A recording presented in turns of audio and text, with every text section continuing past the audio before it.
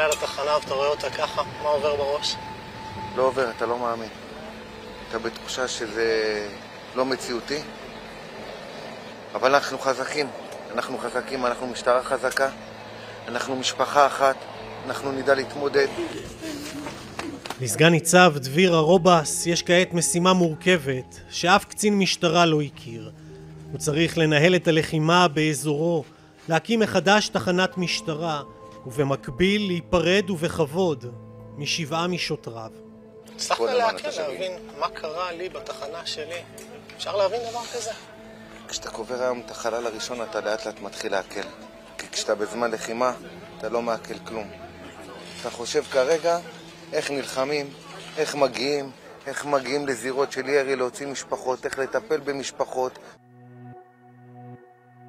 בשבת בבוקר בתחנת המשטרה הייתה שגרה שקטה, אבל אז החלה מתקפת טילים על העיר, ומעט אחר כך טנדר לבן עצר ממול.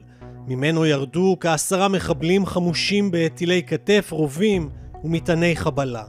הם ירו באכזריות וללא הבחנה בנהגים שחלפו באזור, ואז החלו לחפש פרצה פנימה. תחנת שדרות היא תחנה שהיא צמודה לגדר ונערכים לחירום, אבל בהפתעה זה הפתעה, ואתה לא יודע איפה זה יכול לקרות.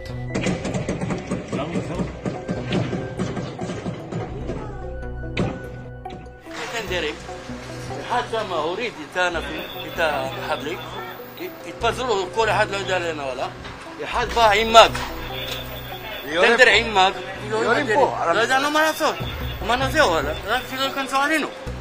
פחדנו מוות, נכנסנו לממ"ד, סגרנו עלינו. בואו תשמע, זה טירוף לגמרי. לא ראיתי דבר כזה בחיים שלי. זהו, עברנו מלחמות פה, אבל לא ככה. בחיים לא היה דבר כזה. שחמאס ייכנס לפה עם תותח. תשמע, זה משהו מדהים. בני משפחת שטרית מתגוררים כבר שנים ארוכות מול תחנת המשטרה. עד יום שבת זה היה נחשב מיקום מועדף. אני שומעת יריות, ויצאו כולם מהטנדרים וצועקים אללהו אכבר, אללהו אכבר. ואני אמרתי לו, יצחק, זה החמאס. זה חמאס. כבר הצליחו להיכנס לתחנה וממש לרסס שם בכמויות את כל השוטרים שהיו בתורנות. זה היה מחריד, מאוד מאוד מחריד. מאותו הרגע החל הקרב על התחנה. השוטרים שבפנים ירו, נלחמו, אבל מול 10 מחבלים חמושים בטילים לא היה להם סיכוי. שוטרים שהיו בתחנה הפגינו עוז, גבורה, נלחמו ולא ויתרו. וגם מי שהגיע לתחנה, הגענו מהבתים, הסתערו, והמלחמה הייתה קשה. כמעט יומיים זה נמשך. לוחמי הימ"מ קיטרו את תחנת המשטרה, השתלטו על הגג וניסו לחלץ. כשהתברר שאין ניצולים, התקבלה החלטה להרוס את המבנה לחלוטין. גם טנק הובא לעיר כדי לירות על המבנה. לבסוף נמצאו בין ההריסות 10 מחבלים מתים. תפסו אותנו ממש על חם, כמו ביום כיפור. זה ממש היה לפני 50 שנה, הכל חזר לנו. שיפתחו לנו לפחות איזו שעה, אנשים. הבנת? לקנות חלב, לחם, משהו, לאכול, אין לנו כלום, מים, אין, חשמל לא היה.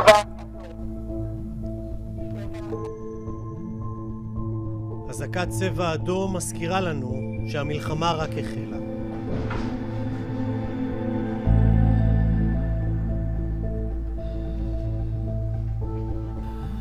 איך אפשר לחיות ככה? כן, תגידי לי את. זה לא ייגמר. דבר כזה עדיין בחיים לא היה. צריכים למחוק אותה, לרסס.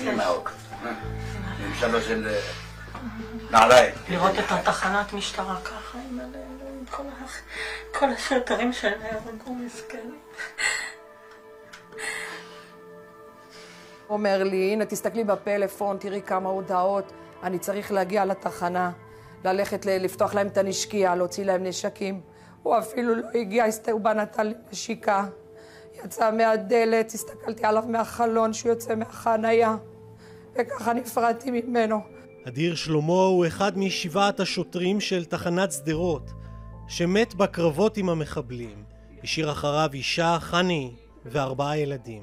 הוא התקרב, ובכניסה שכמעט הגיע ליד התחנה, הוא לא ראה אותם, הם ירו עליו המחבלים. ירו עליו, הוא לא ידע נראות מאז, לא ראה. לא ידעת איך זה קרה, איפה פגעו בו. על! אש! על! בשעות הצהריים בבית העלמין באופקים, לוויה ראשונה היום מבין 7. רב סמל בכיר דניס בלנקי, שוטר תחנת שדרות בן 47, השאיר אחריו אישה ו3 ילדים. המשפחה הייתה כל חייו, והוא היה כל חיינו. כל מי שהכיר אותו ידע כמה מיוחד הוא היה. אדם ישר, אחראי, כזה שאפשר לסמוך עליו בעיניים עצומות. ברוב הזמן הוא היה מלא בחיים, שמח ואופטימי. הוא מת כגיבור, כולם אומרים לנו זאת, אבל אנחנו יודעים שהוא תמיד היה גיבור. הפגנת אומץ ותעוזה לסייע בחילוץ שוטרי התחנה. הגנת על הבית. אני ושוטרי התחנה במרחב לכיש מבקשים את סליחתך, מחילתך. בין הלוויות הספיק דביר לפנות את אשתו מהדרום למקום בטוח יותר, לוודא שהכל תקין אצל ביתו השוטרת, ועכשיו הוא צריך לחבר את הכל מחדש. יש לנו תחנה להקים מחדש, לתמוך בה, לטפל בשוטרים, לטפל בתושבים, התושבים שלנו, תושבים אמיצים. אני תושב שדרות, גר בשדרות, זה הבית שלנו פה בשדרות.